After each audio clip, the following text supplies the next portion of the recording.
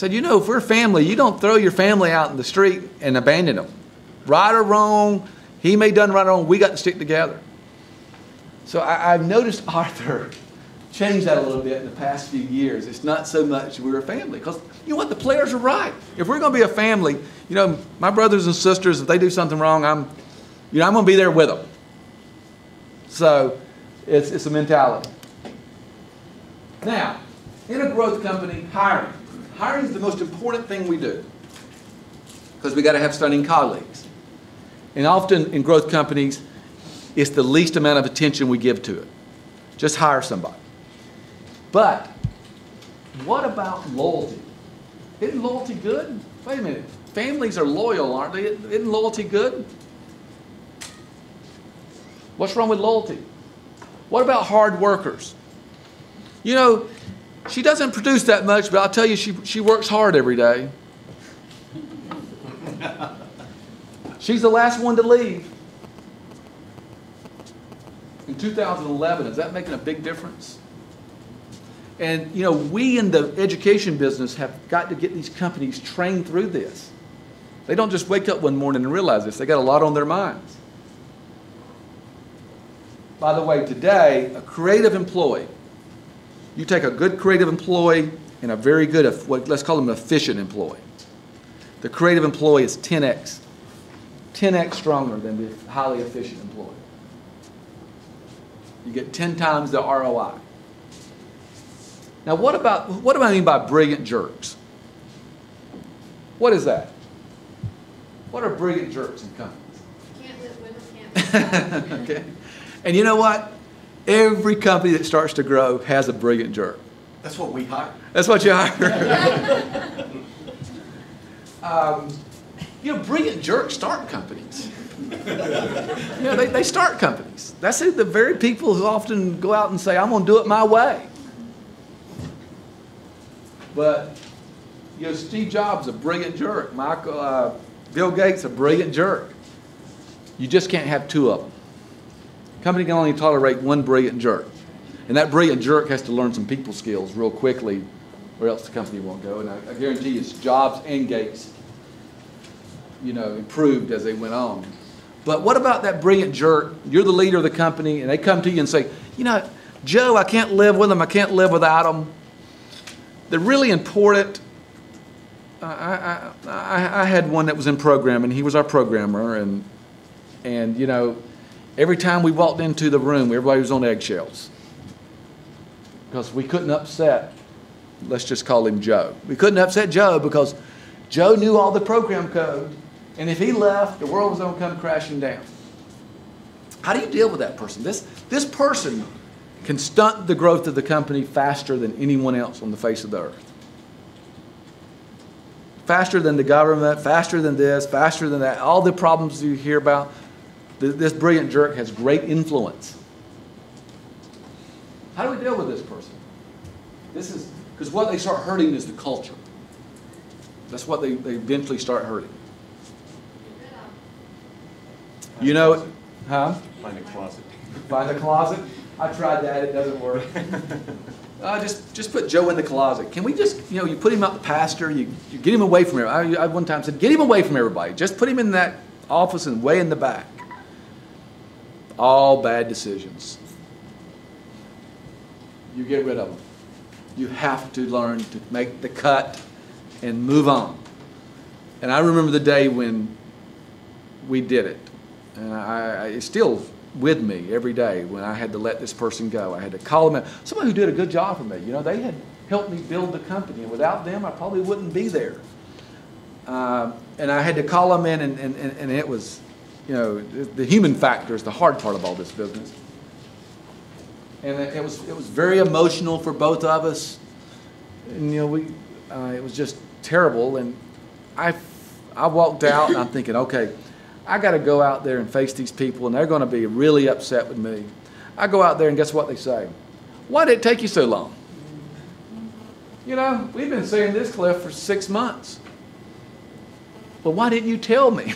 Well, no, they don't tell you that until it's done. So it is, yes, Don.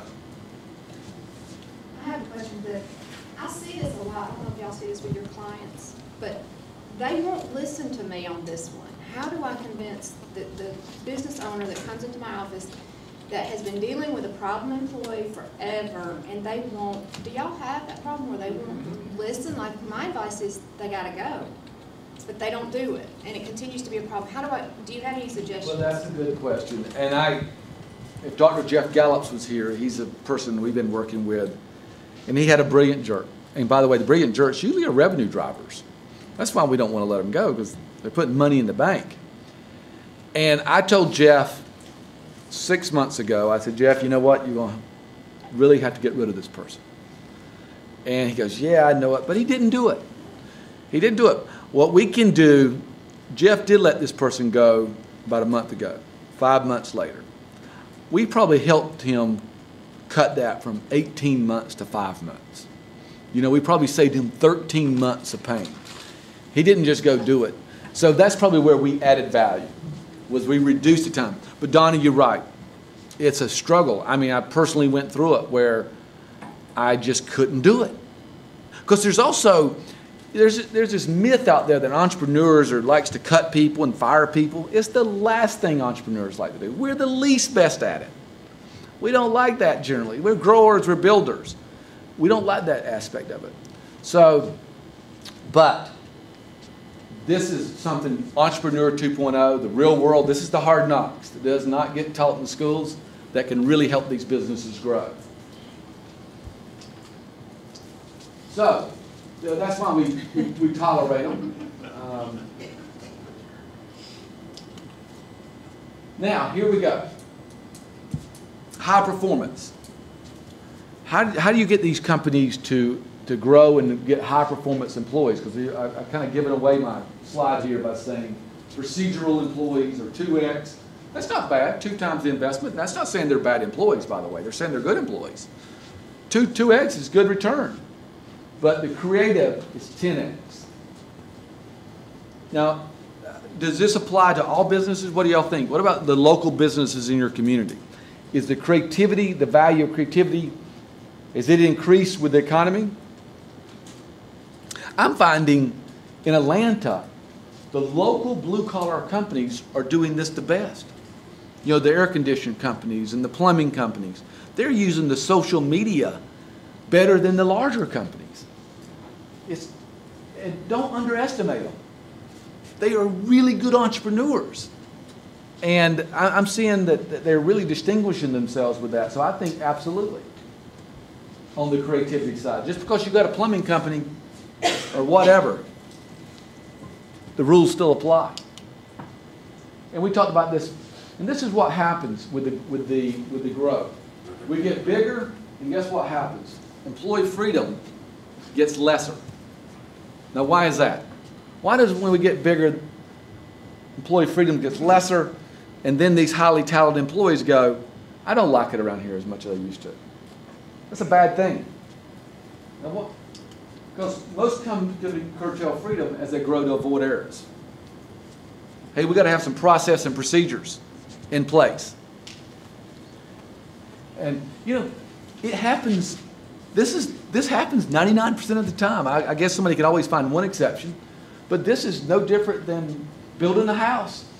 You know, you build a house, it's the same way every time. You build companies the same way. We see it every single time. So we talked about it earlier.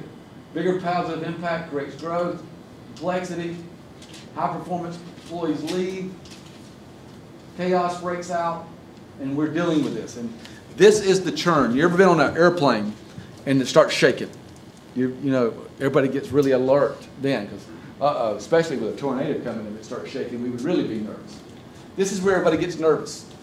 And this is when they start coming to see you, is when the airplane starts shaking a little bit. You know, I got to go down there and find the SBDC and get some help.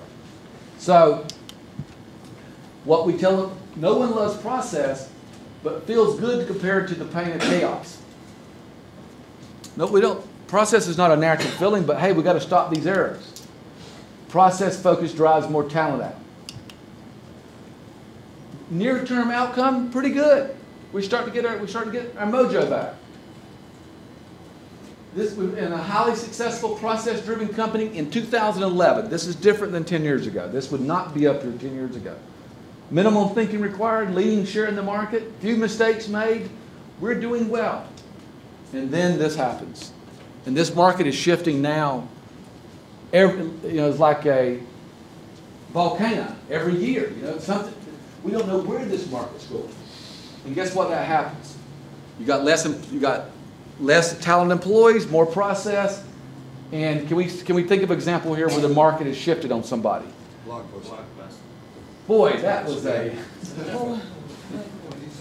my favorite example. Blockbuster. Just perfect. All the resources, all the money, everything you could have for a company they had. And then the market shifts. Who owns Corian? Corian, the tile company. Corning, isn't it just Corning? DuPont. DuPont's another great example. Corning, who makes the electrical wire. 2000, all the managers had their feet on their desk because telecom was going great and they were selling it as fast as they could. 1 year later, 2% of the stock value left. 2%. I said 98% lost. This is a great American company. And we see it locally with businesses. Local restaurant doing well. Somebody opens up a restaurant across town. Where's all my customers gone? The market shifts. So, all right, I said earlier, 80% of growth companies do not make it. We just lost half of them. Of that 80%, 40 just went off with this tornado. The market shifted, and they got caught in that chaos. So, the key, increasing talent density faster than the complexity grows. So now here, ABI, remember this thing right here. This is what they got to be doing. This is what you got to be telling your people. Always be interviewing. I don't care if you don't need anybody. Always be interviewing. Because I've got to have high performance employees enough, and when the market does start growing, I want to fill those roles. It's part of my daily natural, I'm always interviewing. I'm always thinking about how could this person do? How could they work out? What could they do? And I find the very best talent. Like sitting up here on this front row, they're shop here. Jonathan is the best in the business. He owns Broadcast Atlanta. He's the best in the business of simulcasting. Jonathan and I met, said, oh, you know what? Jonathan and I can partner. Renee Jones is the best in the business in course design. I met Renee months before we ever worked. I kept calling her though. I called her once in a while going, hey, keep me on, I don't have anything yet, but stay put, don't do anything crap, we'll get there. Because I'm interviewing for the very best in the town. If I got a restaurant, I'm going to find, how can I be interviewing for the best chef? Always interviewing.